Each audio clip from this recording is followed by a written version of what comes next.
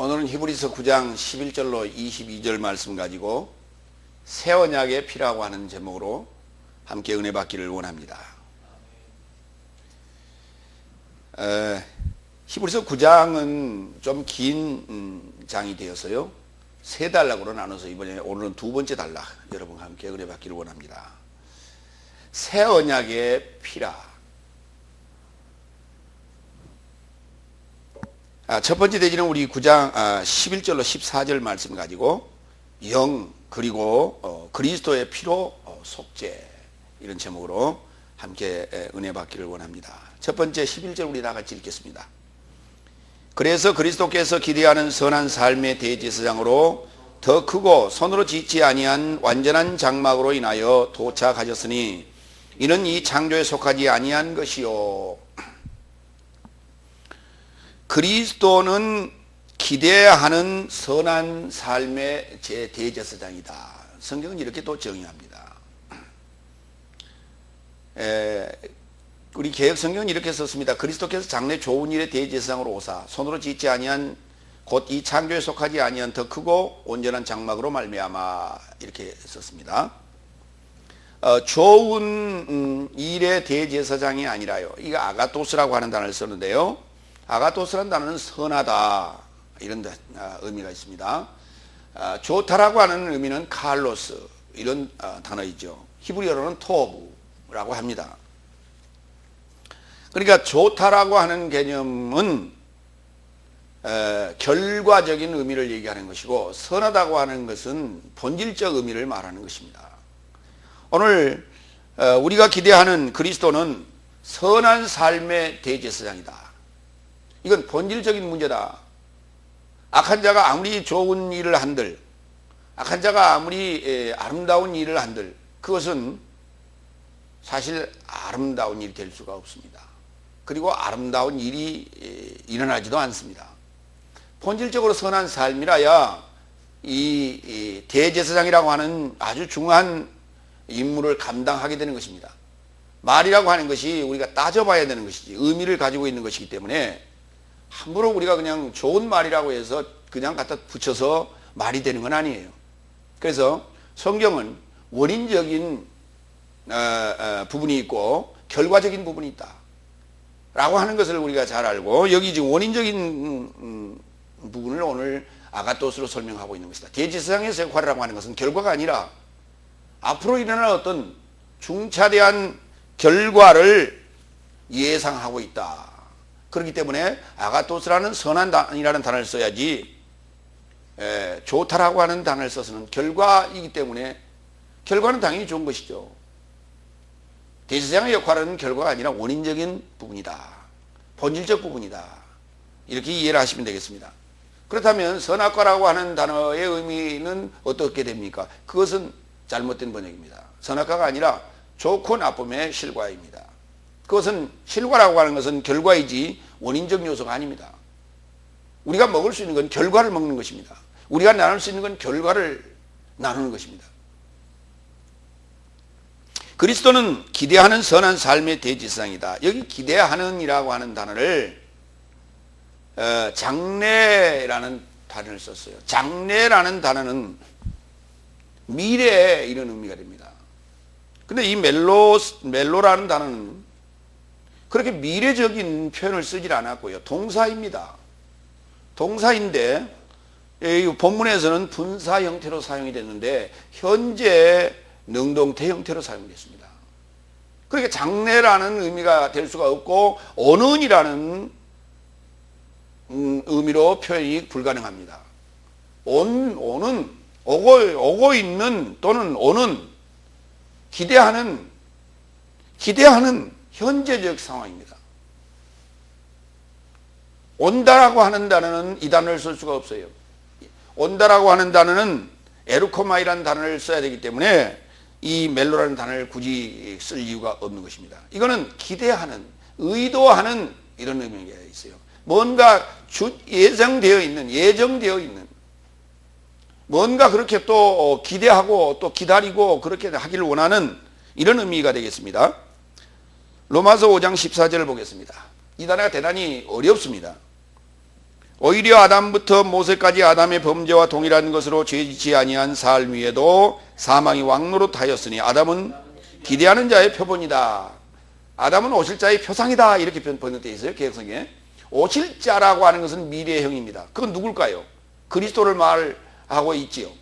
그런데 그리스도는 사망의 표상이 아니고요, 생명의 표상입니다.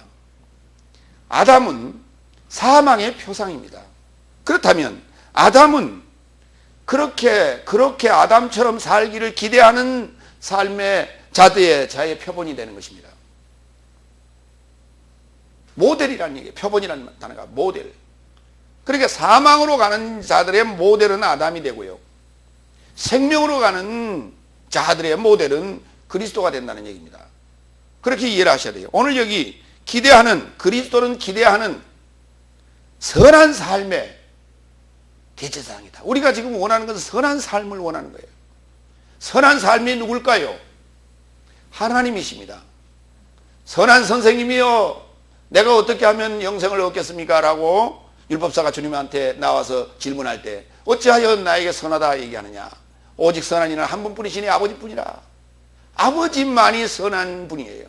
그렇기 때문에 선한 삶을 기대하는 대제사장, 오늘 우리 또한 하나님의 선한 삶을 원하고 있다, 기대하고 있다, 이렇게 이해하시면 되겠습니다. 히브리서 10장 1절, 율법은 기대하는 삶, 선한 삶의 가진 그림자요 참 형상이 아니므로 해마다 늘 드리는 바 같은 제사로는 나오는 자들을 언제든지 완전케 할 수 없느니라.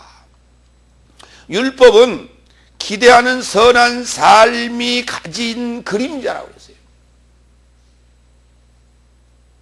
하나님의 그림자라는 거예요. 대제사장이 그림자라는 거예요. 기대하는 삶의 그림자라는 거예요. 구약이라고 하는 삶이 또 구약의 삶의 그 주체는 율법인데요, 율법이 무엇이냐? 대제사장으로 오실 하나님의 그림자라는 거예요. 대제사장으로 오실 그리스도의 그림자라는 거예요. 고로 율법은 선하며 율법은 거룩하고 의롭다고 로마 7장에서는 말하고 있습니다. 이와 같이 기대하는 기대하는 현재형이에요. 그러지 미래형이 아닙니다. 오늘 이 율법이라고 하는 히브리서 10장 1절에 율법은 장차 오는 좋은 일의 그림자여 또 그려놨어요. 거기도 좋은 일이 아닙니다. 선한 삶입니다. 선한 삶이 가진 그림자예요.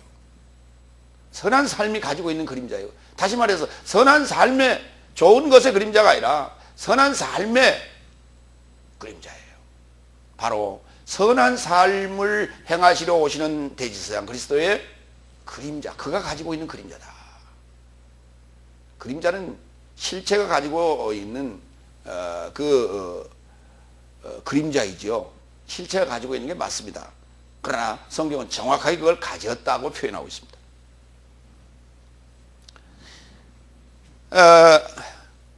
그가 오신 장막은 완전한 장막으로 손으로 짓지 아니한 완전한 장막으로 인하여 도착하셨다고 했습니다. 다시 말해서 손으로 짓지 아니한 완전한 장막을 입고 오셨다는 얘기입니다. 손으로 짓지 아니한 완전한 장막이 뭘까요?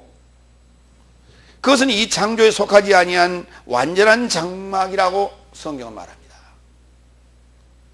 지난 시간까지 우리가 살펴본 첫 장막에 대해서 우리가 살펴봤는데요, 그 첫 장막이 표현과 묘사는 광야에 있는 성막의 모습으로 기록해 놓은 것 같이 보였으나 실상은 저와 여러분의 모습이었고 첫사람 아담의 모습이었음을 우리는 살펴보았습니다. 주님이 오신 그 완전한 장막, 손으로 짓지 아니하는 완전한 장막도 바로 저와 여러분이 살펴봤던 저와 여러분과 같은 첫 아담의 모습을 입고 오셨다라고 하는 표현이 되겠습니다. 이 창조에 속하지 않는 완전한 장막으로 입고 이 땅에 도착하셨다고 말합니다. 여기 완전하다는 단어에 대해서 좀 살펴보도록 합니다. 마태복음 5장 48절 봅니다. 그러므로 하늘에 계신 너희 아버지의 완전하심과 같이 너희도 완전하라. 사람의 손으로 지은 건 불완전하다는 것입니다. 하나님께서 지으신 첫 아담, 첫 장막도 사실은 불완전하기는 마찬가지입니다. 그러나 사람이 손으로 지은 장막보다는 완전합니다. 마태복음 19장 21절 예수는 그에게 이야기하되 네가 만일 완전해지길 원한다면 물러가서 너의 가진 것을 팔아서 가난한 삶에게 맡기라. 그러면 하늘 안에 보화를 갖게 될 것이니 그러면 이리와 나와 동행하라. 내가 어떻게 하면 영생을 얻겠습니까? 라고 하는 질문에 대하여 주님께서는 이렇게 말씀하셨어요. 네가 완전하기를 원한다면 너의 가진 것을 팔아 가난한 삶에게 다 나눠주라. 그리고 하늘 안에 보화를 갖게 될 것이다. 그러고 나와 동행하자. 이렇게 말했어요. 첫 아담이 어떻게 완전한 자입니까? 첫 아담이 완전하지 않습니다. 흠이 있습니다. 첫 장막이 흠이 있습니다. 그러나 율법 아래서 육체의 훈련을 주님께서는 해오셨습니다. 본질상 하나님이 아닌 자들에게 맡겨서 그 율법에 의하여 육체의 훈련을 해오셨기 때문에, 그렇기 때문에 그 옷을 입고 오셨다고 성경은 말씀하고 있습니다. 그런데 이 청년은 아직도 지금 자기가 가지고 있는 그 지식이, 자기가 가지고 있는 그 부한 것이 전부 아직도 지금 율법의 지배를 받지 못하고 있는 아직도 불완전한 존재라는 거예요. 그렇기 때문에 더욱더 안전하기 위해서는 너의 속을 좀 비워라. 비워진 속, 아담의 그 배부러진 복으로 가득 찬 그 속이 아닌 비워진 가난한 속에 주님께서 통과할 수 있게 되는 것입니다. 히브리서 5장 14절 그러나 단단한 식물은 성숙한 삶의 것이니 좋거나 악한 것의 분별을 향하여 연습을 인하여 지각을 훈련받아 소유한 삶의 것이다 그랬어요. 단단한 식물은 장성한 자의 것이다, 완전한 자의 것이다 라고 말합니다. 주님은 완전한 자의 식물이 되겠습니다. 다시 말해서 다섯째 날을 마무리하고 여섯째 날을 넘어가는 자를 지금 완전한 장막이라, 손으로 짓지 아니한 더 크고 완전한 장막이라 성경은 그렇게 말하고 있습니다. 그곳에 주님께서는 단단한 식물로 오시게 되는 것입니다. 성경을 우리가 이해하는 것은 다른 게 아니에요. 성경이 뭐냐? 지식입니다. 하나님께서 무엇을 창조하셨는가? 지식을 창조하셨습니다. 이 세상에 지식이 아닌 게 하나도 없습니다. 나무가 자라는 것도 지식에 의한 것이요, 동물이 자라고 낳고 죽어가는 것도 지식에 의한 것이, 모든 광물체나 모든 물질계가 움직이는 것 모든 게 다 지식입니다. 우리가 보여지는 이 물질계도 또 우리가 보여지지 않는 정신계도 다 지식의 총하다, 이렇게 이해하시면 되겠습니다. 지식이 어떤 조립되고 논리적인 구조를 갖지 못한다면 형체를 이룰 수가 없습니다. 논리적인 또는 교리적인 그러한 형체를 이룰 수가 없고요, 또 물질이라고 하는 어떤 사물의 형태를 이룰 수가 없습니다. 보이는 모든 것들은 다슬 주 성분이 탄소 성분입니다.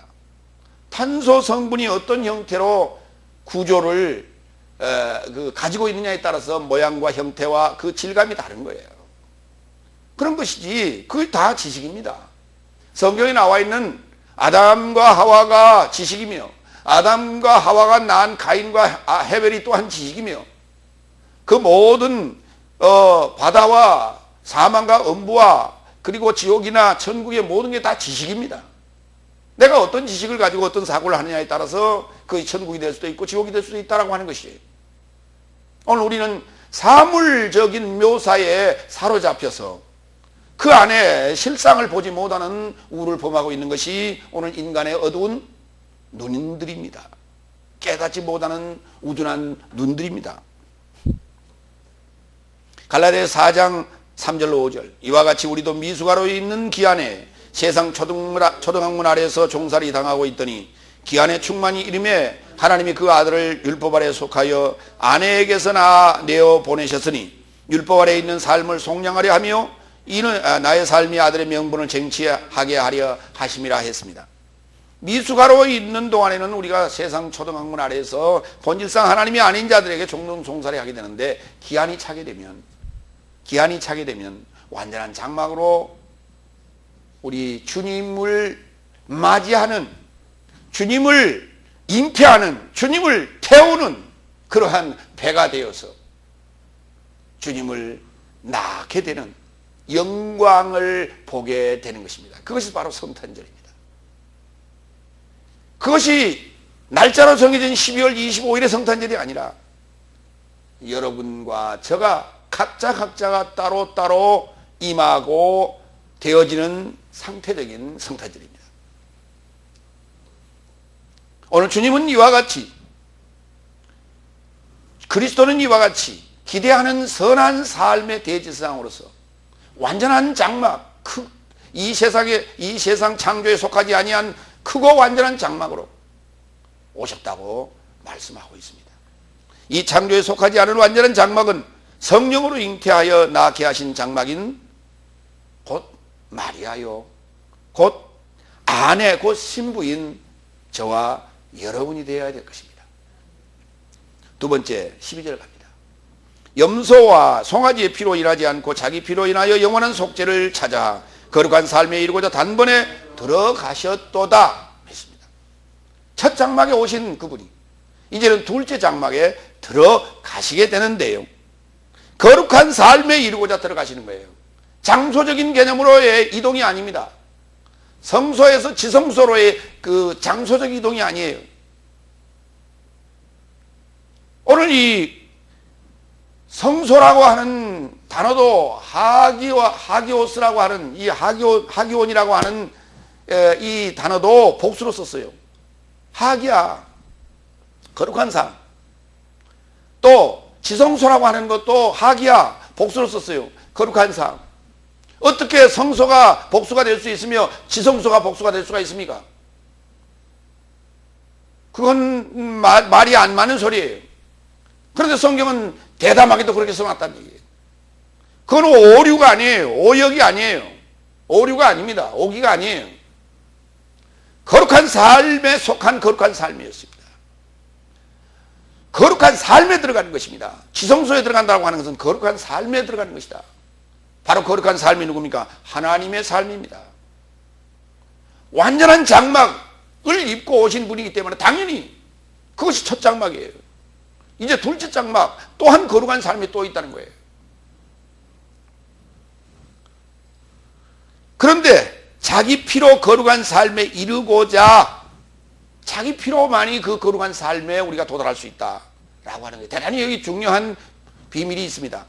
오늘 우리는 지금 예수님께서 성소에서 지성소로 그냥 들어가면서 자기 육체를 찢어서 들어가게 했다. 장소적 이동이에요. 이렇게 하든 저렇게 하든. 그러나 장소적 이동이 아니라는 게 삶의 이동이다. 사고의 이동이다. 이해하시기 바랍니다.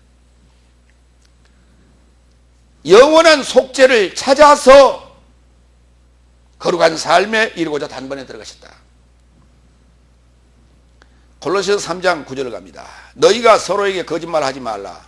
옛사람을 그의 행실과 함께 벗어버리고 자기를 창조하신 자의 형상을 좇아 지식에 이르고자 새롭게 함을 받은 새 사람을 입었으니, 그랬어요. 자기를 창조하신 자의 형상을 좇아, 하나님의 형상을 좇아 지식에 이르고자 새롭게 함을 받은 새 사람을 입었다고 말합니다. 이것이 뭡니까? 자기 피로 거룩한 삶에 들어가는 것입니다.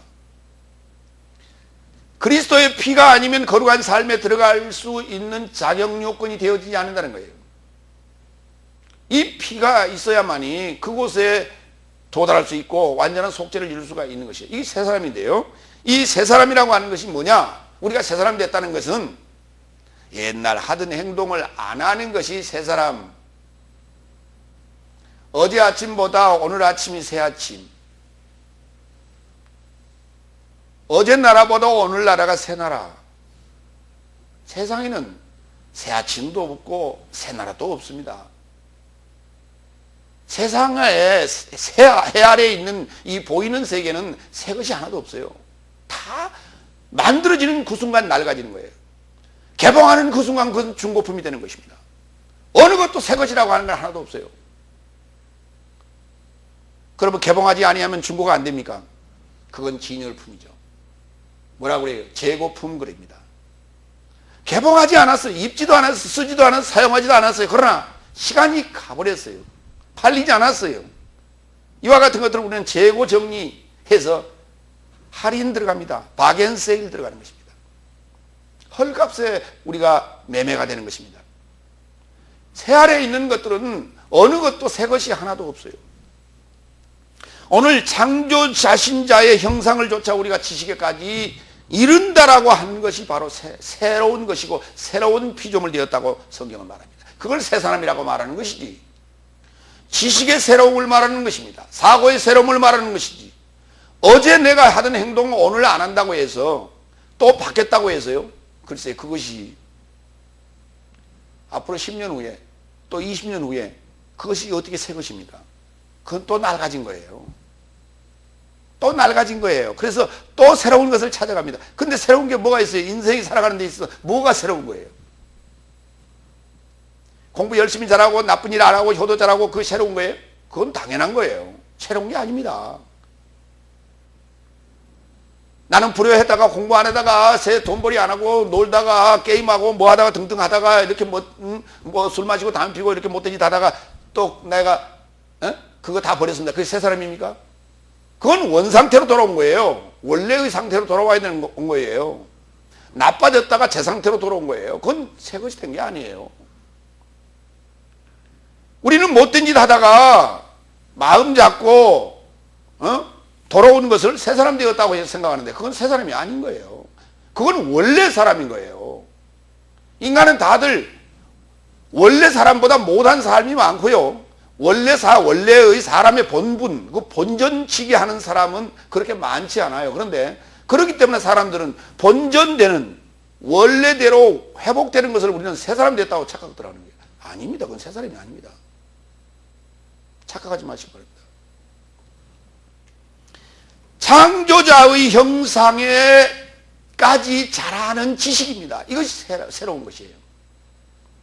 오늘 새 언약의 피라고 하는 예수님이 십자가에서 죽으시기까지의 피를 흘려주신 것은 바로 우리더러 이 정도의 차원에 도달하라고 그 값진 피를 흘려주셨지, 인간의 본전치기 하라고 우리 그 정도의 새 사람 되라고 하나님께서 친히 오셔서 그 값진 피를 흘려주셨어요? 아닙니다.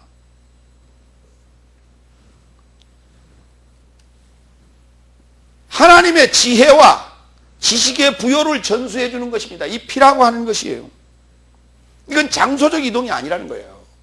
하나님의 피, 그리스도의 피를 어디에 쏟았습니까? 땅에 쏟았습니다. 그 땅이 누굽니까? 하나님의 발등상을 될 여러분과 저입니다.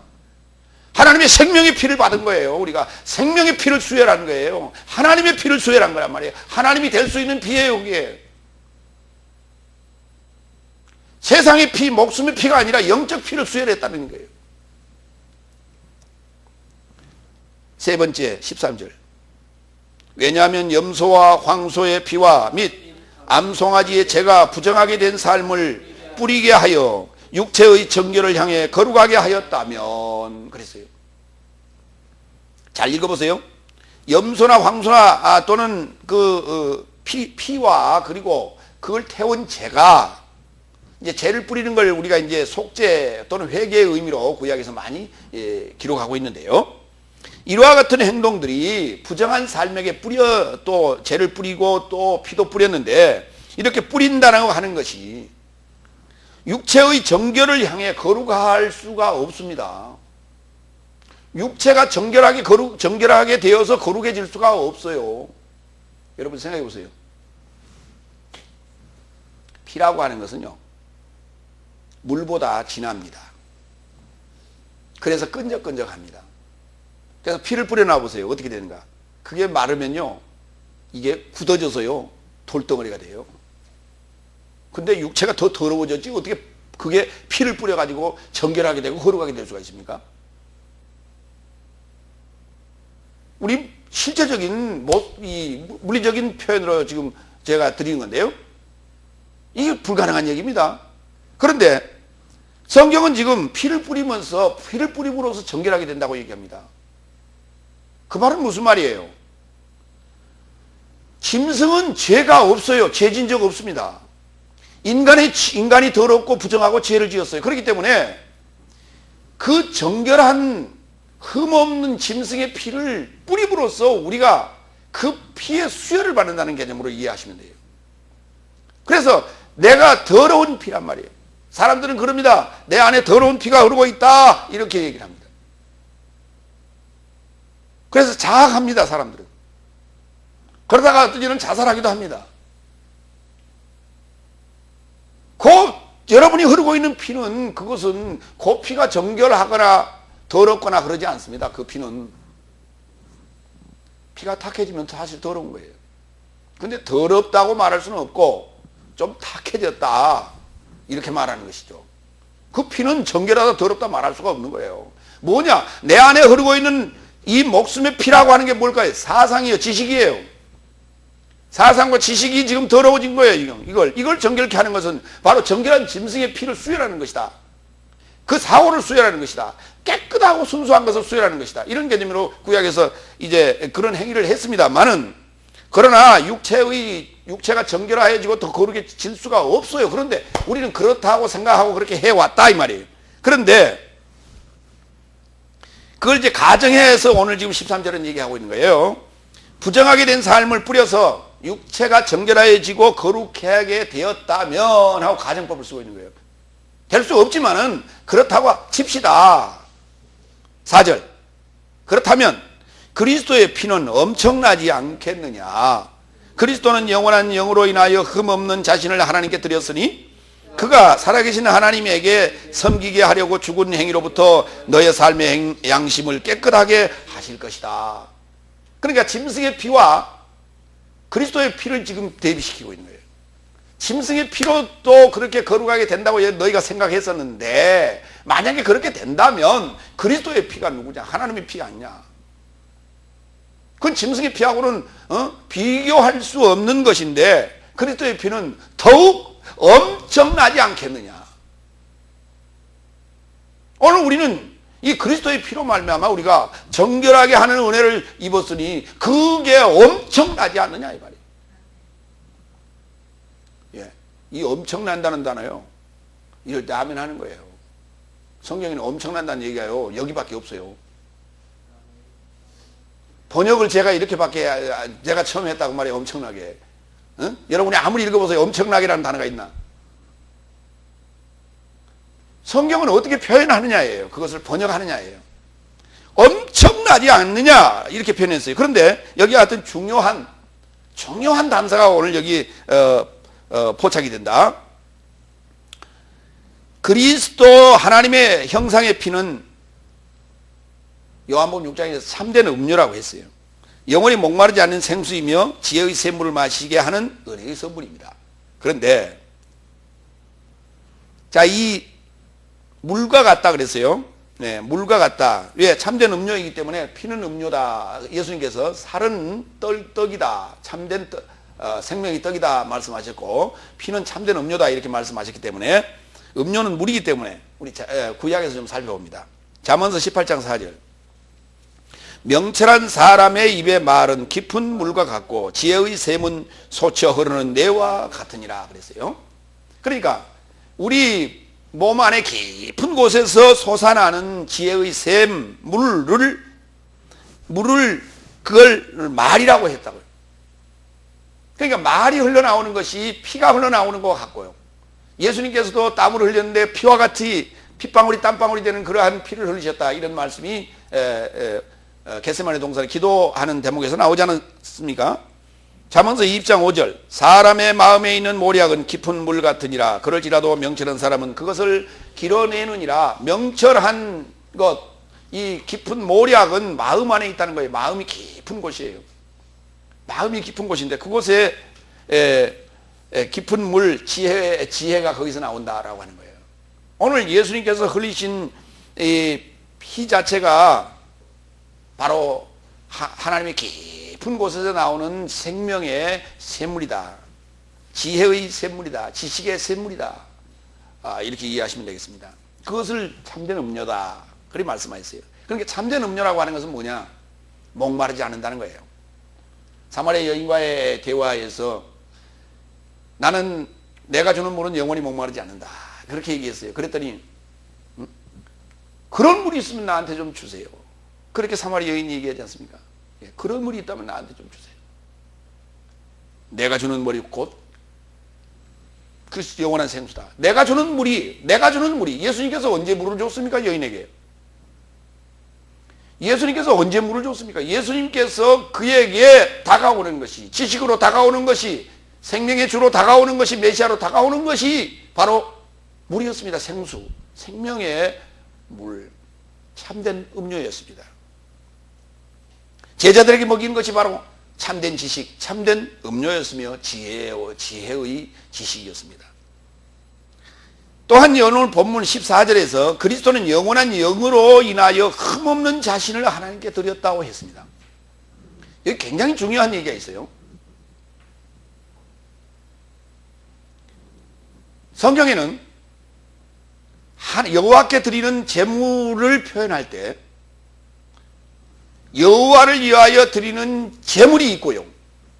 또 아사셀을 위하여 드리는 제물이 있는데 아사셀을 위하여 드리는 제물에게는 죄를 전가시켜서 내보냈습니다. 그러나 여호와께 드리는 제물에는 죄를 전가하지 않았습니다. 다시 말해서 흠 없는 그 상태로 그대로 드렸다는 것입니다. 오늘 예수님께서는 하나님께 속죄 제물로 드려질 때에 흠 없는 그 상태로 그대로 드려졌다는 거예요. 그 피, 그때 흘린 피가 오늘 우리에게 수혈됐다는 것입니다. 그리스도는 흠이 있다는 것은 죄인이라는 거예요. 그런 죄인이 아닌데 어떻게 십자가에서 죽을 수 있냐고요? 이 문제가 지금 비밀인 거예요.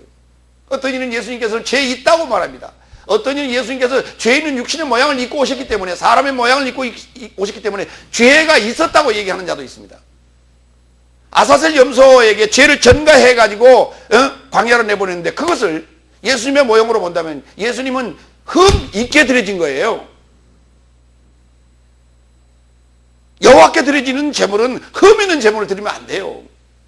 구약의 어느 제사에 흠 있는 제물을 갖다가 드리라는 곳이 어디가 있습니까? 성경을 바로 이해하지 못하고 있어요, 지금. 그리스도께서 죄가 있어 죽으신 분이 아니라는 결론입니다. 그는 영원한 영으로 잉태하셔서 탄생하신 영이십니다. 그렇기 때문에 그에게는 죄가 있을 수가 없어요. 그분이 누굽니까? 하나님이십니다. 또한 흠이 없어야 하나님께 드려질 수 있는 제물이 될 수 있다는 말씀 조금 전에 드렸어요. 탄생하신 장막이 완전한 장막이요 이 창조에 속하지 않은 장막이라고 또 한 말씀하셨습니다. 그게 포인트예요. 그러면 예수님께서 어떠한 상황이었기 때문에 십자가에서 죽으실 수가 있느냐라고 하는 것입니다. 레위기 9장 2절 3절 아론에게 이르되 송아지 새끼를 죄를 위하여 취하고 흠없는 수양을 죄를 위하여 취하고 여호와 앞에 드리고 이스라엘 자손에게 고하여 이르기를 너희는 수염소를 속죄제를 위하여 취하고 또 송아지와 새끼 양에 1년 되고 흠없는 것을 번제를 위하여 취하고. 여기 보세요. 어느 제물이 흠 있는 제물을 취하라는 얘기가 어디가 있어요? 아무 데도 없습니다. 이게 속죄제거든요. 근데 속죄제라는 말도 없어요, 사실은. 죄를 위한 거예요. 죄를 위한 제사입니다. 죄를 위한 제사인데요. 죄를 위하여 드리는 제물은 흠이 있으면 안 됩니다. 죄를 속량하는 제사이기 때문에 흠이 있으면 안 되는 것입니다.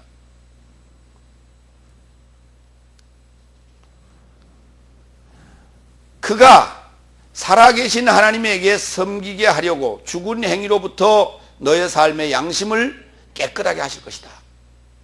이게 지금 우리를 속죄시키는 상황으로 그렇게 설명을 했어요. 그러니까 살아계신 하나님에게 섬기게 하려고 죽은 행위로부터 너의 삶의 양심을 깨끗하게 할 것이다.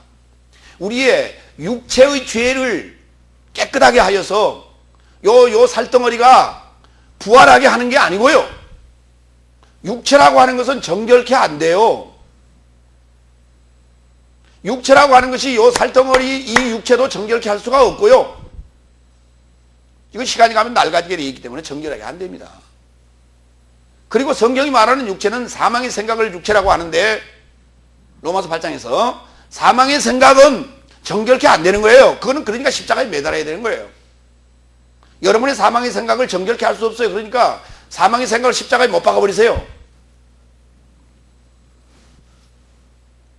그런데요, 그 사망의 생각 속에 예수님께서는 오세요. 호로고스 사르크스. 말씀이 육신이 되어 오세요. 예수님께서 단독으로 출현하신 게 아니라 사람의 옷을 입고 탄생하셨다고요. 누굴 입고요? 여러분과 저를 입고 탄생하셨다고요. 여러분과 저가 누굽니까? 육체의 생각이에요. 사망의 생각이에요. 그러니까 예수님께서 십자가에서 육체를 매달았다고 하는 것은 무엇이냐? 여러분과 저를 매달았다는 얘기입니다. 그러면 여러분과 저가 예수님 없이 죽으면 그냥 죽음이에요. 끝나는 죽음이에요. 그러나 주님과 함께 나의 사망의 생각을 십자가에 매달았기 때문에 사망이 이루어진 거예요. 사망이 이루어졌는데 그 안에는 생명의 씨가 있었다는 거예요. 미리 땅에 떨어져서 죽으면은 사망이 이루어져야 싹이 나는 거예요. 여러분과 저 안에 생명의 씨가 있어야, 그리스도라고 하는 생명의 씨가 있어야, 선한 삶의 대제사장이신 그 생명의 씨가 여러분과 저 안에 있어야 여러분이 사망이 이루어져도 부활되는 거예요. 성경이 말하는 지금 부활과 성경이 말하는 예수님의 육신으로 오시는 호로고스 사르크스, 말씀이 육신이 됐다는 얘기는 바로 이 얘기를 하고 있는 거예요. 산자의 하나님, 그러니까 여러분의 양심을 깨끗게 하시는 것이다. 여러분의 양심을 깨끗게 하는 것이다. 두 마음이에요. 두 마음. 양심이라고 하는 게 두 마음이라는 거예요. 예? 보세요. 선할 양자를 쓰지 않았어요. 양심이라는 단어가 우리가 한문을 쓸 때는 양심을 쓸 때 선하다라고 하는 선량할 양자를 써요. 그러나 본문은 그렇지 않습니다. 성경에서는 헬라어로서는 그렇게 그 양심이라는 단어를 그렇게 쓰지 않습니다. 두 생각이라는 거예요. 두 깨달음. 두 가지예요. 그러니까 하나님과 만모나를 겸하여 섬기고 있는 그것을 깨끗하게 하는 거예요. 이게. 그 자체가 지금 부정이에요. 하나님을 둘을 섬기고 있는 것 자체가 하나님과 하나님이 아닌 누군가를 섬기고 있다면 그것이 바로 부정한 거예요. 그것이 바로 더러운 것이고 그것이 바로 죄예요. 다른 게 아니에요. 더러운 생각이요? 그 더러운 생각이 들어오는 것도, 더러운 생각을 하는 것도 바로 두 마음 때문에 생기는 거예요. 하나님만을 섬기고 있는, 오직 하나님만을 찾아서 섬기고 있다면 그는 정결한 생각과 정결한 삶을, 정결한 사고를 하게 돼 있어요. 마태복음 22장 32절. 나는 아브라함의 하나님이요 이삭의 하나님이요 야곱의 하나님이라고 구전되어진 것을 읽어보지 못하였느냐? 그는 죽음 삶의 하나님이 아니요 오히려 살아있는 삶의 하나님이다. 그리고 무리가 듣고 그의 교훈한 것으로 충격을 받게 되었더라. 여러분 충격을 받지 않았습니까? 여러분 지금 충격이 되어지지 않습니까? 하나님은 죽은 삶의 하나님이 아니에요. 산 삶의 하나님이에요. 여러분이 지금 하나님을 하나님이라고 부른다고 해서 하나님이 아니에요. 죽은 자가 부르는 하나님은 하나님이 아니고요. 하나님은 하나님이 아니고 사탄은 하나님이에요. 산 자가 부르는 하나님이 진짜 하나님이에요. 오늘 내가 지금 죽었는지 살았는지 여러분 스스로를 진단하시기 바랍니다. 성경 말씀과 설교는 여러분이 지금 살았는지 죽었는지를 진단하는 시약이에요. 내가 지금 살았는가 죽었는가를 여러분이 진단하시기 바랍니다. 죽었다면 여러분이 섬기는 하나님은 사탄이에요. 우리는 착각하고 살아갑니다. 내가 하나님이라고 부른다고 해서 하나님이 하나님인 것으로 착각하고 있어요. 여러분이 하나님이라고 부른다고 해서 아직도 여러분이 살지 않았다면 사탄이에요.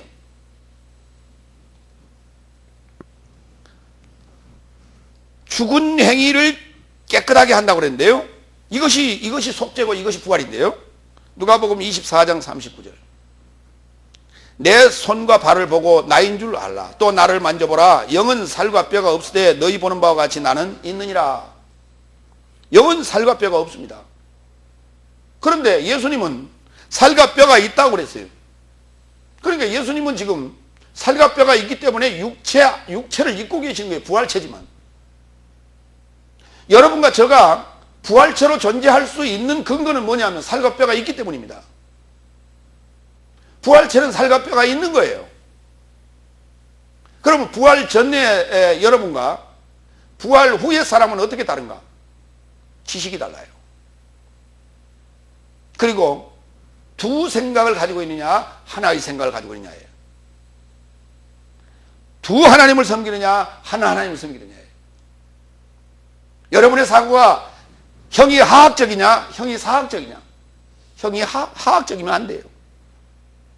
하나님은 우리가 미천하고 우리가 알아듣지 못하기 때문에 우리에게 친히 낮아지고 눈높이를 낮추셔서 우리의 생각 속에 오시고 우리의 눈높이를 맞춰서 우리에게 하나님의 비밀을 일러주신다고 착각하지 마시기 바랍니다. 그렇지 않습니다. 하나님께서는 친히 오셔서 우리에게 하늘의 비밀을 말씀하시기 전까지 본질상 하나님이 아닌 초등학문 곧 몽학선생 아래 우리를 훈련하는 과정이 있어요. 그 과정 통해서 우리의 생각을 끌어올리세요. 일정한 높이에 올라오면 그때야 주님이 친히 나타나셔서 말씀하십니다. 무엇을? 하늘나라의 비밀을. 하늘나라의 비밀은 어렵기 때문에 저급한 언어로 낮은 생각으로 그러한 어휘로 가지고는 충분히 설명할 수가 없어요. 그렇기 때문에 헬라어나 히브리어라고 하는 아주 고차원적인 언어로 가지고 맡기는 설명이 불가능합니다. 그러기 위해서는 어느 일정 기간 동안을 초등학문 아래에서 몽학선생 아래에서 훈련받게 한 다음에 그 생각을 끌어올려서 하나님과 대화할 수 있도록 하시는 거예요. 그런데 우리는 그렇게 생각하고 있지 않습니다, 지금. 그렇기 때문에 여러분이 지금 아직도 훈련을 받고 있는 그런 과정이 있다면, 여러분의 사고가 성경을 이해하는 차원에서 아직 미달하다면, 나는 지금 아직도 지금 다섯째 날 몽학선생 아래에 있다. 후견인과 청지기 아래에서 내가 훈련받고 있는 사람이다. 이렇게 이해하시면 됩니다. 그때 그들이 섬기고 있는 하나님은 누구예요? 사탄입니다. 아직은. 갈라디아서 2장 20절. 오늘 예수님께서 부활하셨는데 살과 뼈를 만져볼 수 있는 이런 살과 뼈를 의식할 수 있는 이런 상황을 설명하는 대목이 바로 갈라디아 2장 20절입니다. 다 같이. 내가 그리스도와 함께 십자가에 못 박혔나니 나는 더 이상 살지 못하고 내 안에 그리스도께서 살고 계시니 지금 내가 육체 안에 사는 것은 나를 사랑하사 내게서 초월하신 자신을 넘겨주신 하나님의 아들의 믿음 안에서 사는 것이다 그랬어요. 그렇죠. 믿음 안에서 우리가 살고 있어요. 그런데 하나님의 믿음 안에서 살고 있는데 내가 지금 어디에 살고 있다고? 육체 안에 살고 있다고 얘기합니다. 사망의 생각 안에 있어요. 부활체이지만 사망의 생각 안에 있고요. 내 안에는 누가 계신다고요? 내가 사는 것이 아니라 그리스도께서 지금 살고 계신다고. 이게 부활체예요.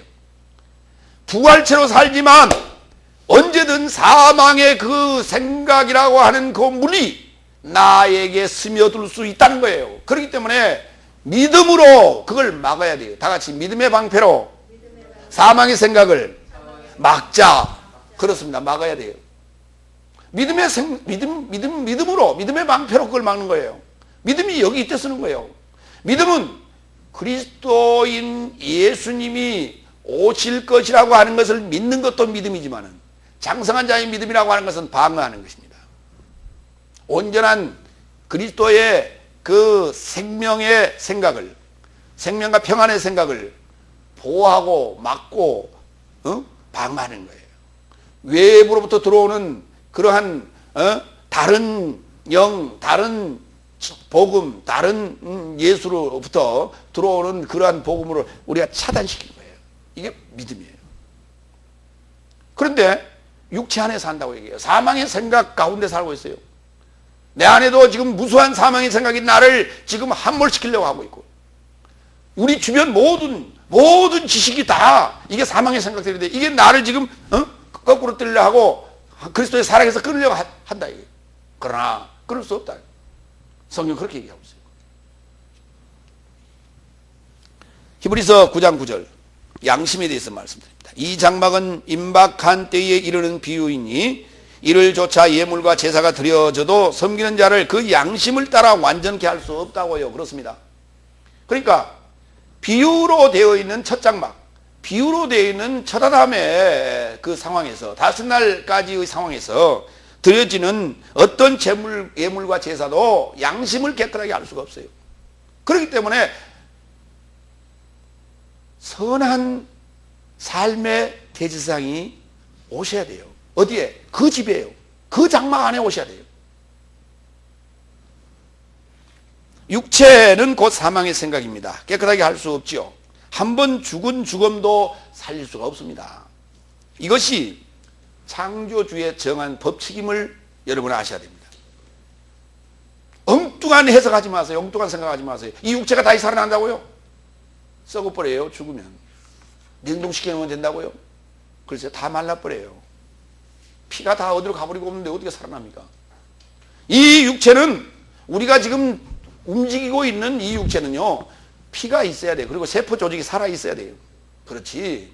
아무리 냉동을 해놓건 아니면 미라로 만들어 놓건 그것은 재생불능입니다. 그러나 사람들의 사고가 옛날 그 고대의 인간들로부터 지금까지 이 육체가 산다고 생각했던 거예요. 그래서 미라를 만들어서요, 피라미드 안에 넣기도 하고요. 응? 무덤을 써서 봉분을 씌워서 그 안에 넣기도 하고요. 응? 그래서 삼배옷을 입혔던 거예요. 삼배옷을 입히고 거기에 삼배옷이라고 하는 게 뭡니까? 이게 잘 썩지 않은데 외부로부터 침입이 안 돼요. 세균이 침범을 못 해요. 그래서 어떤 부활의 의식이 있었어요. 근데 그 부활을 잘못 이해하고 있다 이 말이에요. 요 살덩어리를 가진 뼈와 요 여러분의 살이 부활하지 않습니다. 이건 아닙니다. 두 번째, 새 언약의 중보 9장 15절로 17절 말씀 가지고 나누겠습니다. 15절 다 같이. 또한 이를 인하여 그는 새 언약의 중보시니 어떻게든 첫 언약에 연계된 범죄의 단절된 속죄에 이르고자 사망이 되어 초청받은 삶이 영원한 상속의 연통을 취하게 하려 합니다. 새 언약의 중보라고 하는 것은 새 언약이 뭐냐? 중보자에 의하여 이루어지게 되는데 첫 언약이 아니라 첫 언약에서 이제 새 언약으로 바뀌는 것인데요. 첫 장막이 둘째 장막으로 바뀌는 것이에요. 거룩한 삶으로 바뀌는 것인데 첫 새 언약이라고 하는 것은 범죄의 단절된 속죄다 그랬어요. 범죄와 연관되어 있는 것이 속죄를 이루게 되는데 완전한 속죄를 이룬 거예요. 아포 속죄. 단절된 속죄, 다시는 이제 건너갈 수 없는 단절된 속죄를 통해서 이제 우리가 영원한 상속을 받게 되는데 그 단절된 속죄가 뭐냐? 사망이에요. 사망이라고 하는 십자가에서 아예 못 박아버리는 거예요. 우리가 이 사망의 생각을. 이게 단절된 속죄. 사망입니다. 죽는 것 자체가 단절되는 거예요. 그래서 영원한 상속을 받게 되는데 영원한 상속을 받는 조건이 하나 있습니다. 연결된 소식, 연통. 연결된 소식을 갖고 있어야 돼요. 이게 뭐냐면 소식이요. 이것이 뭐냐면 완전한 지식이에요. 이것이 뭐냐면 생명의 성령의 법이에요. 이걸 가지고 여러분이 천년을 왕노릇 해야만이 영원한 나라를 우리가 상속할 수 있게 되는 거예요. 바로 이 연통을 받는 것이 우리에게 과제예요. 이것이 바로 일곱째 날에 들어가는 거예요. 이게.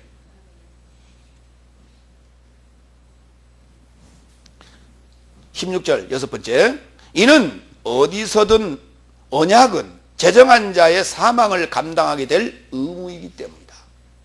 개역성경은 16절 한번 읽어볼까요? 다 같이. 유언은 유언한 자가 죽어야 되나니, 그렇게 돼 있죠. 유언이라는 단어가 유언이 아니고 언약이라는 단어예요. 디아테케, 다 같이 디아테케. 디아테케라는 단어가 이게 언약이에요. 언약인데요. 어디서든 언약은 제정한 자, 언약을 만드신 분, 언약을 선포하시고 제정하신 분의 사망을 감당하게 될 의무이기 때문이다. 반드시 언약은 사망으로 성취되어집니다. 언약은 사망으로 성취되어집니다. 왜 그러냐고요? 갈라디아서 3장 17절로 19절, 20절, 21절, 20절까지 봅니다. 그러나 나는 이것을 말하나니 그리스도에게 이르고자 하나님에 의하여 비준된 언약을 430년 만에 생긴 율법이 그 확실한 소식을 폐기하여 무효하지 못하였느니라. 왜냐하면 상속권이 율법에서 난 것이라면 더 이상 확실한 소식에서 난 것이 아니니라. 그러나 하나님께서 연통으로 인하여 아브라함에게 은혜를 베푸신 것이다. 그런즉 율법은 무엇인가? 범죄 때문에 더해진 것인데 그에게 확실히 통고된 후손이 천사들로 인하여 명시된 중보자의 손 안에 오기까지니라. 한편의 중보자는 없나니 하나님은 한 분이시니라. 무슨 말인가? 좀 어렵죠. 언약이라고 하는 것이 아브라함과 언약을 맺었는데 아브라함과 맺은 그 언약이 뭐냐? 우리를 구원시켜 주는 거예요. 더러운 우리 죄진 이 양심이 깨끗하게 되어지는 것인데 그것을 율법이 어떻게 할 수가 없어요.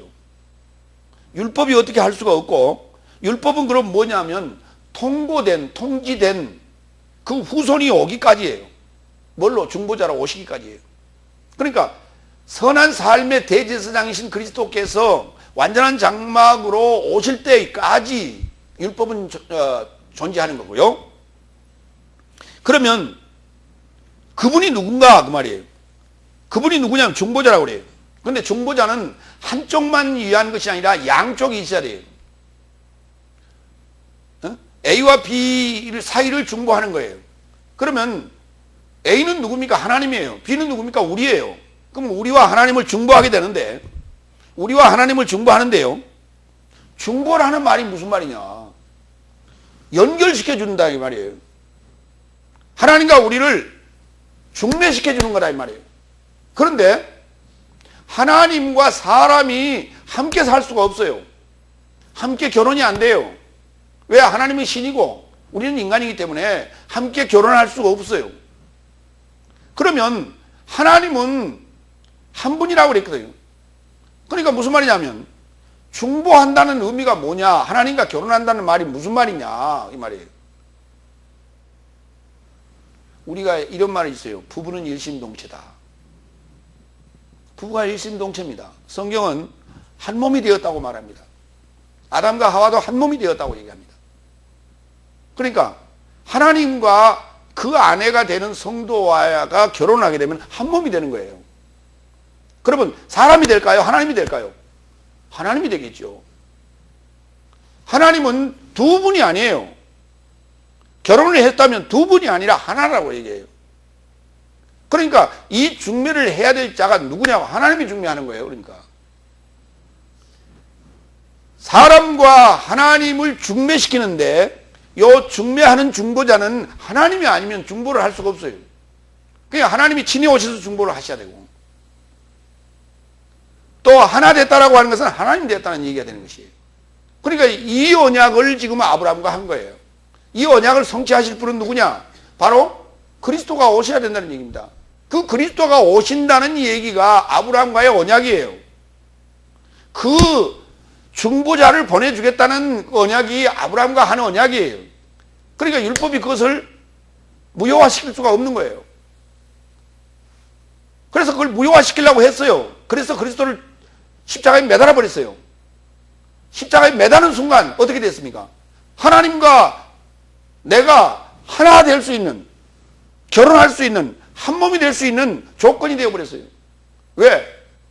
하나님과 나를 가로막고 있는 것이 뭐냐면 그 육체라고 하는 것이죠. 사망의 생각이 가로막고 있었는데 그것을 십자가에 매달아 줬으니 얼마나 좋아요. 내가 스스로 매달을 수 없는 것을 유대인들이 매달아 줬어요. 그래서 십자가에 매달아 버리고 나니까 나는 허물을 벗고 부활해 버렸어요. 부화해 버렸어요. 우화해 버렸어요. 이 순간에 하나님과 하나가 돼 버린 거예요. 이걸 중보라고 하는 거예요. 이걸 새 언약이라고 하는 거예요. 그러니까 언약이 성취되는 걸 새 언약이라 한다. 그렇게 이해하시면 됩니다. 17절. 언약은 죽은 삶에 연계하여 확고해지므로 제정한 자가 살아있을 때는 언제든지 효력이 없기 때문이다. 그 얘기가 그 얘기입니다. 그런데 여기 지금 언약이라는 단어를 한번 살펴봅시다. 헬라어로 언약은 디아테케, 다 같이 디아테케. 히브리어로는 베리트라고 하는데요. 디아테케라는 단어는 어디서 왔냐? 디아티템이라는 단어에서 왔어요. 디아라는 말이 이렇게 관통한다, 뚫다 이 말이에요. 이렇게 갈라버린다, 이렇게 통째로 갈라버린다라는 얘기예요. 그러니까 뚫어서 또는 갈라놓은 것이다. 이게 언약이에요. 갈라놓은 거예요. 갈라놓은 것을 어때요? 합쳐야 되겠죠? 갈라놓은 걸 합쳐야 되는 거예요. 그게 언약이에요. 그런데 히브리어로는 베리트라고 하는 걸 언약이라 하는데 어디서 왔느냐? 빠라라는 단어예요. 자르다, 창조하다. 창조했는데 그걸 뭘 창조했습니까? 하나님께서 처음에 창조하신 게 뭡니까? 하늘과 땅이에요. 하늘과 땅인데 하늘과 땅을 어떻게 만들어 놨습니까? 처음 하늘과 처음 땅을 만들어 놓으셨다고요. 어디까지 도달하도록? 새 하늘과 새 땅에 도달하도록요. 그러니까 처음 하늘과 새 하늘이, 처음 땅과 새 땅이 갈라놨어요. 이렇게 하나로 놓은 게 아니라 갈라놨어요. 이 갈라놓은 걸 뭐라 한다? 그걸 창조라고 하는 거예요. 그럼 갈라놓은 상황을 점점 이제 그걸 이루어 가야 돼요. 아사라는 단어를 써서 나가는 거예요. 성취해 가는 거예요. 만들어 가는 겁니다. 연결해 가는 거예요. 연결고리를 이어가는 것입니다. 이것이 언약이에요. 히브리서 15장 9절로 14절에 보면 아브라함과 하나님이 언약을 한 대목이 나오는데요. 그 대목을 좀 보겠습니다. 여호와께서 그에게 이르시되 나를 위하여 3년 된 암소와 3년 된 암염소와 3년 된 수양과 산비둘기와 집비둘기 새끼를 취할지니라. 아브라함이 그 모든 것을 취하고 그 중간을 쪼개고 그 쪼갠 것을 마주 대하여 놓고 그 새는 쪼개지 아니하였으며 솔개가 그 사체 위에 내릴 때에는 아브라함이 그 사역 전체를 불게 했더라. 해질 때에 아브라함이 깊이 잠든 중에 캄캄함이 임함으로 심히 두려워하더니 여호와께서 아브라함에게 이르시되 너는 정령이 알라. 내 자손이 이방에서 객이되어 그들을 섬기겠고 그들은 400년 동안 내 자손을 괴롭게 하리니 그 섬기는 나라를 내가 징벌할지며 그 후에 내 자손이 큰 재물을 이끌고 나오리라 그랬어요.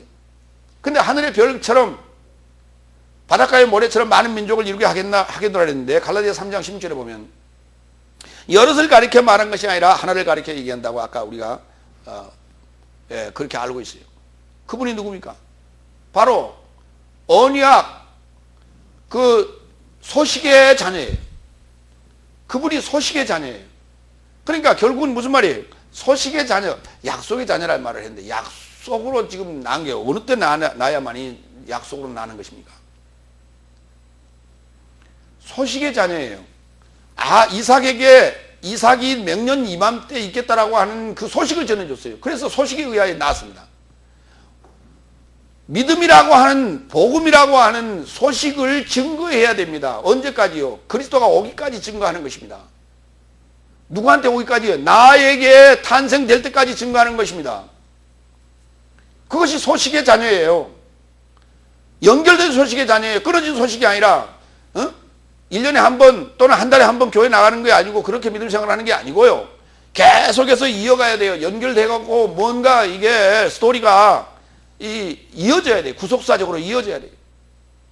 그 소식이 계속 연결되도록 계속해서 연구하고 공부하고 연마하고 전하고 공부하고 전하고 하는 이 상황이 계속 되어져야 돼요. 내 안에.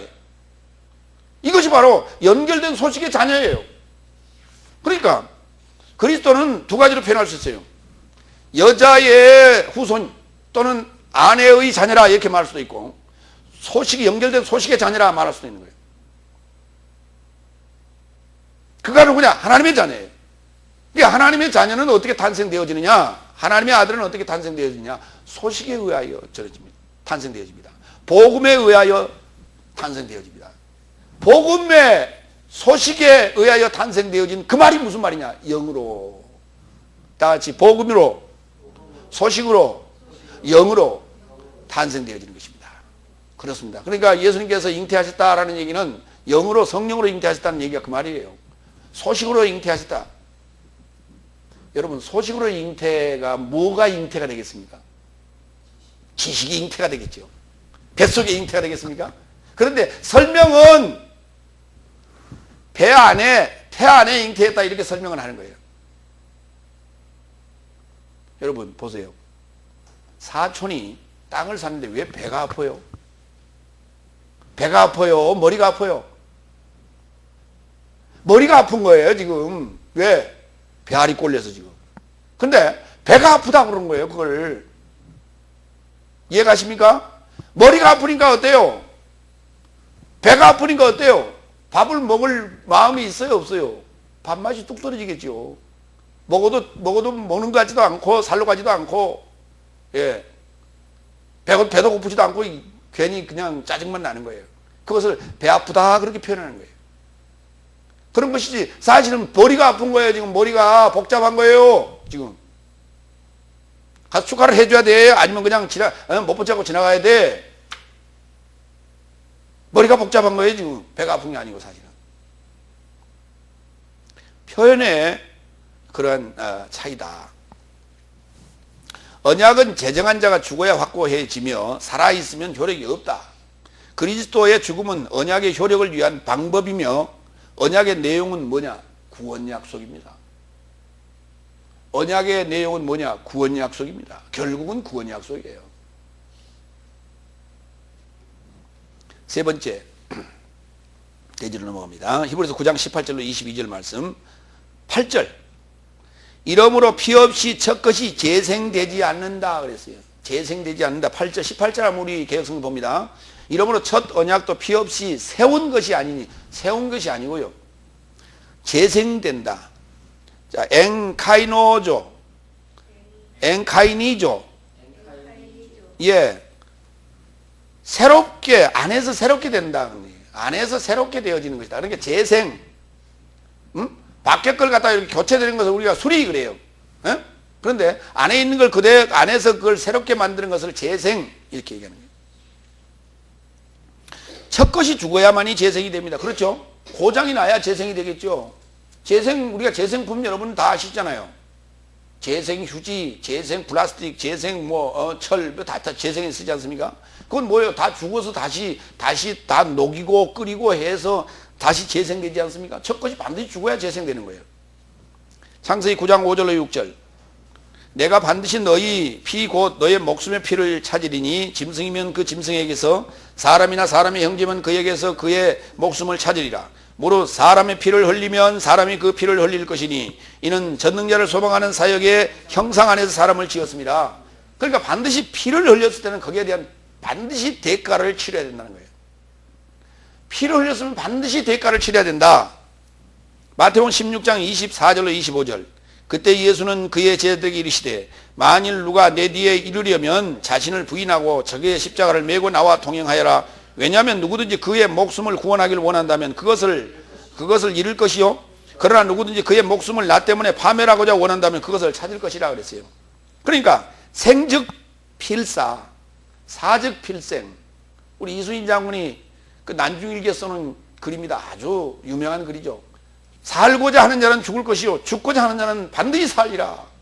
이 얘기예요. 오늘 마태복음 16장 25절에 나온 말씀이에요. 이순신 장군은 어떻게 그걸 알았는지 그렇게 썼어요. 그걸 한문으로 생즉 필사, 사즉 필생 그랬어요. 죽고자 하는 자는 반드시 살리라. 그러나 살고자 꽁무니를 빼는 자는 반드시 죽을 것이다. 오늘 우리가 살려고 하는 거예요. 죽으려고 사는 거예요. 인생이 살아가는 목적이 뭡니까? 죽으려고 사는 거예요. 근데 살려고 발버둥 치다 보니까 죽는 거예요. 생에 대한 미련을 버리시기 바랍니다. 인생에 대한 미련을 버리시기 바랍니다. 성공에 대한 미련도 버리시기 바랍니다. 인생의 성공이 뭡니까? 죽음입니까? 죽은 시체 위에 그가 일생 동안 이루어놓은 어떤 것을 갖다 바쳐야 그것이 성공입니까? 인생의 성공은 그 목숨을 얻었느냐, 구원했느냐, 못했느냐가 성공의 성패가 갈리는 것입니다. 인생의 성공은 없습니다. 그래서 시인은 노래했습니다. 내가 왔다가 옷 한 벌 얻었지 않소. 옷 한 벌 얻고 가는 거예요. 적신으로 왔다가 벌거벗은 몸으로 왔다가 옷 한 벌 얻고 가는 거예요. 이것이 인생의 성공입니다. 근데 성경은 이렇게 얘기합니다. 그 삼배 옷 입고 가지 말고요, 그리스도로 옷 입으라고요. 그것이 성공이라고 얘기합니다. 그것이 산자예요. 9번째 20절. 왜냐하면 모세에 의해 율법을 따라 그 모든 계명이 백성 모두에게 전파되고 송아지와 염소의 피를 취하고 물과 붉은 양털과 우슬초와 함께 그것으로 책과 백성 모두를 뿌리고 이르되 이는 하나님이 너의 삶을 향하여 명하신 언약의 피라 그랬어요. 언약의 피라고요. 그런데 그것은 사실 언약의 피가 아니었죠. 모세가 뿌렸던 것은 언약의 피가 사실 아니었던 거예요. 그런데도 불구하고 언약의 피라 그랬어요.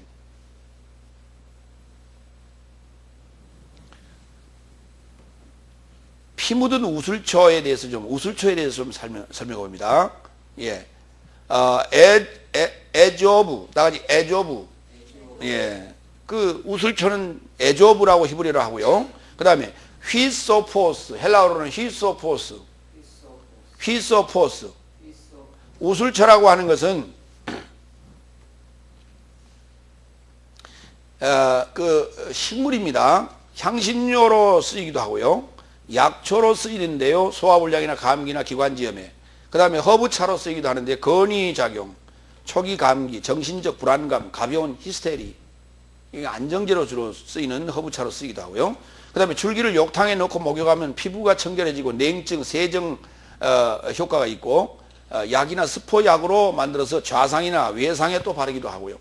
향수나 화장수의 원료로도 이용이 됩니다. 그러니까 다양한 용도로 이 우슬초라고 하는 식물이 사용되었음을 우리는 보게 되는데, 이 우슬초가 이 피를 뿌리고 물을 뿌릴 때, 정결케 할 때 이것이 사용이 됩니다. 시편 51편 7절을 먼저 읽고 가겠습니다. 우슬초로 나를 정결케 하소서. 내가 정하리이다. 나를 씻기소서. 내가 눈보다 희리이다. 그러니까 여기 지금 소화불량이라고 하는 육체적인 것인 것 같은데 아니에요. 사실은 정신적인 것을, 그 소화불량이라고 하는 정신적 요소입니다. 감기, 기관지염, 이것도 사실 정신적 요소입니다. 이게 감기라고 하는 게 뭐냐면 내가 기분이 다운됐을 때 오는 거예요. 그 다음에 허브차로 사용됐던 감기나 정신적 불안감, 가벼운 히스테리 등 이런 것들이 뭐냐면 정신적인 어떤 불안정, 불안감, 이런 것들을 정결케 하는데 우슬초가 사용됐다라고 하는. 그런데 시편 기자는 이렇게 얘기합니다. 우슬초로 나를 정결케 하소서. 그러니까 일반적으로 그렇게 사용됐다는 얘기예요. 그 주변에 사는 사람들이 아주 우리나라에도 지금 우슬초가 있습니다. 예. 그러니까 동서양을 막론하고 우슬초라고 하는 것이 그렇게 실제로 사용이 됐어요. 그렇기 때문에 우슬초라는 단어를 이렇게 성경에도 인용을 했습니다. 그러면 실제 성경이 인용한 대목들을 좀 보겠습니다. 레위기 14장 4절로 8절. 제사장은 그를 위하여 명하여 정한 산새 2마리와 백향목과 홍색 실과 우슬초를 가져오게 하고, 제사장은 또 명하여 그 새 하나는 흐르는 물이 질그릇 안에 잡게 하고, 다른 새는 산대로 취하여 백향목과 홍색 실과 우슬초와 함께 가져다가 흐르는 물 위에서 잡은 새 피를 찍어 문둥병에서 정결함을 받을 자에게 7번 뿌려 정하다 하고, 그 산새는 들에 놓을지며 정결함을 받은 자는 그 옷을 빨고 모든 털을 밀고 물로 몸을 씻을 것이라. 그리하면 정하리니 그 후에 진위에 들어올 것이나 자기 장막 밖에 7일을 거할 것이요. 그러니까 모든 부정한 자에게 우슬초가 사용되었음을 우리는 알 수가 있는데, 정결한 물과 그리고 피, 새의 피를 가지고 뿌렸다. 출애굽기 24장 6절로 8절 보겠습니다. 모세가 피를 위하여 반은 양푼에 담고 반은 단에 뿌리고 언약서를 가져 백성에게 낭독하여 들리매 그들이 가로되 여호와의 모든 말씀을 우리가 준행하리이다. 모세가 그 피를 위하여 백성에게 뿌려 가로되 이는 여호와께서 이 모든 말씀에 대하여 너희와 세우신 언약의 피니라. 이렇게 모세가 선포했음을 오늘 히브리서 9장 20절에서 언급하고 있는, 인용하고 있는 것입니다. 그러니까 참 놀라운 부분이다. 그러니까 여호와를 만나보지 아니하고는 모세가 이와 같은 말을 할 수가 없는 것입니다. 그럴지라도 그가 언약의 피를 대신할 수도 없습니다. 그리고 언약을 파쇄할 수도 없습니다. 10번째 21절. 또한 그가 장막과 공복의 그릇사 모두를 피로 뿌렸다 했습니다.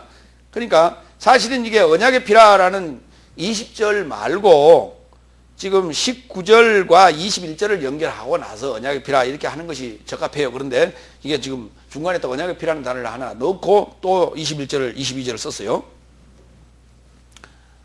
예, 민수기 19장 16절로 19절에도 보면 이제 정결케 하는 것이 나옵니다. 누구든지 들에서 칼에 죽이운 자나 시체나 사람의 뼈나 무덤을 만졌으면 7일 동안 부정하리니 그 부정한 자를 위하여 죄를 깨끗하게 하려고 불사른 죄를 취하여 흐르는 물과 함께 그릇에 담고 정한 자가 우슬초를 위하여 그 물을 찍어 장막과 그 모든 기구와 거기 있는 사람들에게 뿌리고 또 뼈나 죽임을 당한 자나 시체나 무덤을 만진 자에게 뿌리되 그 정한 자가 새 3일과 제7일에 부정한 자에게 뿌려서 제7일에 그를 정결케 할 것이며 그는 자기 옷을 빨고 물로 몸을 씻을 것이라 저녁이면 정하리라. 3일과 7일이라는 얘기가 나옵니다. 3일이라고 하는 것은 예수님의 부활을 얘기하는 것이고 7일이라는 얘기는 일곱째 날을 얘기하는 것입니다. 반드시 예수님의 부활이 정결하게 되는 날이요. 그 다음에 일곱째 날에 들어가는 날이 바로 정결하게 하는 날이다. 이것이 피와 언약의 피와 연관되어 있다는 거예요. 그리스도의 피로 말미암아 우리가 부활에 참여하게 되는 것이고 그리스도의 피로 말미암아 우리가 일곱째 날에 들어가게 되는 것이죠. 이것이 바로 우리를 정결케 하는 우슬초로 그것을 뿌렸음을 성경은 말하고 있습니다. 22절 마지막 보겠습니다. 피 안에서 거의 모든 삶이 율법을 쫓아 정결케 되나니 피 흘림이 없이 석방은 되지 않는다 그랬어요. 석방입니다. 속죄라고 하는 개념이 아니라 속죄가 아니라 석방입니다. 그러니까 속죄라고 하는 것은 우리가 제사를 드리는 것이 개념이고요. 석방이라고 하는 것은 이제 벗어나는 것입니다. 감옥에서 나오는 것을 석방이라고 하는 것입니다. 아페시스라고 하는데요. 레위기 17장 10절로 11절. 무릇 이스라엘 집사람이나 그들 중에 우고하는 타국인 중에 어떤 피든지 먹는 자가 있으면 내가 그 피 먹는 사람에게 진노하여 그를 백성 중에서 끊으리니 육체의 목숨은 피에 있음이라. 내가 이 피를 너희에게 주어 단에 뿌려 너희의 목숨을 위하여 속하게 하였나니 목숨이 피에 있으므로 피가 죄를 속하느니라. 그러니까 이 목숨이 죄를 얻었으니 피를 흘려줘야 죽음이라고 하는 사망이라는 피를 흘려줘야 속죄가 이루어지는 것입니다. 그러니까 반드시 내가 죄의 값을 치르려면 죄값은 사망이라 했기 때문에 피를 흘려줘야 속죄가 이루어지는 거예요. 다시 말해서 피를 흘려줘야 속죄가 이루어지고 속죄가 이루어져야 내가 석방이 되는 것입니다. 오늘 우리가 지금 죄인이라 이렇게 말하고 율법 아래에 있다는 것은 뭐냐면 죄에 의하여 내가 지금 감옥에 들어와 있는 것과 똑같다. 죄진 자가 감옥에 들어와 있는 것이다. 이것이 우리가 본질상 하나님이 아닌 자들의 아래에서 초등학문 아래에서 또는 후견과 청지기 아래에서 모학선생 아래에서 우리가 사는 넷째 날과 다섯째 날의 때 모세의 때로부터 시작해서 왕과 제사장과 선지자의 그 시대 안에 우리가 살고 있는 그 상태를 우리가 옥살이다 이렇게 말하는 것입니다. 그렇기 때문에 그 옥에서 우리가 건짐을 받아요. 해방을 받는 걸 우리는 석방이라고 하죠. 반드시 속죄가 이루어져야만이 피 흘림에 의하여 속죄가 이루어져야 석방이 되는 것입니다. 마태복음 26장 28절 이것은 죄의 석방에 이르고자 많은 사람을 위하여 흘리는 바 나의 피 곧 언약의 피라. 그러니까 이 피가 있어야만이 속죄가 된다는 것을 언약했어요. 그래서 아브라함과 언약을 맺을 때도 그 짐승을 잡아서 그 배를 갈라서 쪼개고 피를 흘렸어요. 피를 보고요.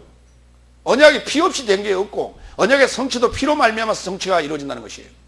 이것이 디아테케예요.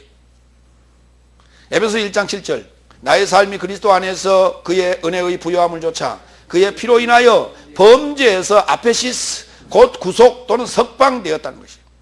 구속 뭐예요? 아폴리트로시스, 완전하게 끊어지는 단절된 속죄예요.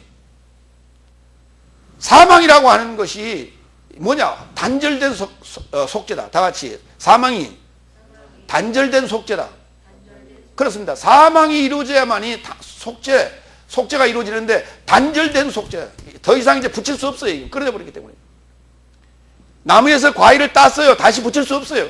이게 단절된 아포된 속죄예요. 이게 사망. 다시 죄를 물을 수 없어요. 일사부전의 원칙에 의해서 다시 죄를 물을 수 없어요.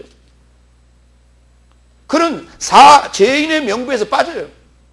그렇기 때문에 이제는 생명이라는 책에 이름이 기록이 되는 것입니다. 오늘 새 언약의 피를 흘리시고 이 새 언약을 성취하러 오신 이는 바로 언약을 제정하신 분이에요. 그는 선한 삶의 대지상으로 오셔서 우리를 영원한 하나님 나라를 상속해 주시려고 우리에게 오신 분인데, 그분이 누구냐? 연결된 소식입니다. 소식이 오셔서 우리에게 전해줬고요, 또 그 연결된 소식을 통째로 우리에게 집어넣어 주는데, 이게 바로 성령입니다. 오순절에 이르는 성령이요, 아버지께서 주시고자 약속하신 그 소식이에요. 아버지의 완전한 소식, 연결된 소식이에요. 그걸 바로 성령이라고 우리는 말합니다. 여러분이 이제 이 지식과 성령의 조화, 그리고 그 아버지의 말씀이 하나가 되어져서 삼위일체를 이룰 때에 여러분은 일곱째 날을 사는 상속자의 삶을 살게 되실 것입니다. 오늘 우리는 이 새 언약의 피에 대해서 살펴보았습니다. 기도하겠습니다. 전능하신 아버지 하나님, 우리 주님께서 탄생하시는 것은 완전한 첫 장막에 오신 것입니다. 사람의 손으로 짓지 아니하고 큰 첫 장막에, 완전한 장막에 오셨습니다. 그러나 성경은 기록하기를 예수님께서 탄생하신 그곳이 말구육관이라고 말합니다. 그 말구육관, 그곳이 어디였습니까? 바로 우리의 모습이요, 저와 여러분의 모습이었습니다. 그러나 그것은 사람의 손으로 지은 것이 아니었습니다. 율법에 의하여 지금 폐허되고 정죄되고 낮아지고, 그래서 보수의 손을 기다리고 재생의 손을 기다리는 그러한 곳에 예수님이 오셨습니다. 그는 선한 삶의 대지상에 오셔서 거룩한 삶으로 우리를 인도하는 피의 제사를, 거룩한 제사를, 흠없는 제사를 아버지께 드렸습니다. 이런 말미암아 우리는 온전해지고 그리스도와 더불어 왕노릇하는 삶을 살게 되었습니다. 하나님의 은혜와 그 은총에 감사하며 그리스도 예수의 이름으로 기도하옵나이다. 아멘.